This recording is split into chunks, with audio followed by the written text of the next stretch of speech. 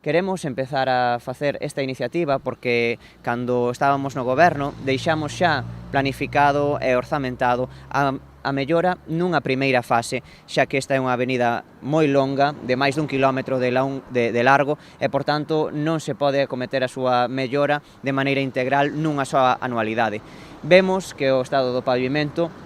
está moi deteriorado, as chuvias tamén deste inverno non contribuíron a que a estrada mellorara a súa conservación e, por tanto, entendemos que é necesario acometer medidas que permitan renovar a súa pavimentación, sobre todo nos tramos máis degradados como no que nos atopamos, non? Aquí nestas curvas da Nogueira. Os nacionalistas reclamanlle tamén ao Executivo seguir desenvolvendo un programa de actuacións de mantemento e de calmado de tráfico en toda a rede viaria do municipio, como se viña realizando na súa etapa á fronte da alcaldía, ao ser esta unha das demandas reiteradas dos veciños. Durante a miña etapa como alcalde de Ribeira tamén nos centramos no mantemento das estradas de todo o municipio, especialmente nas parroquias.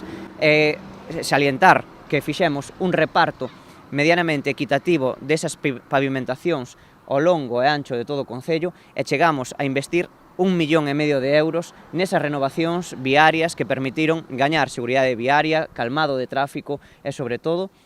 unhas pavimentacións que van a quedar renovadas por anos. Estamos falando, por exemplo, desa renovación da avenida Rodríguez Bautista que se acaba de acometer en Ribeira, a Castelao en Aguiño, a futura que se vai acometer tamén en Corrubedo como é a avenida Buenos Aires, ou, por exemplo, pavimentacións que se van tamén a realizar en Palmeira, na Rúa da Agriña, en Castiñeiras xa se fixo a Revolta e Fonteseca, ou, por exemplo, en Carreira a renovación da pavimentación por diante da Capela da Guía.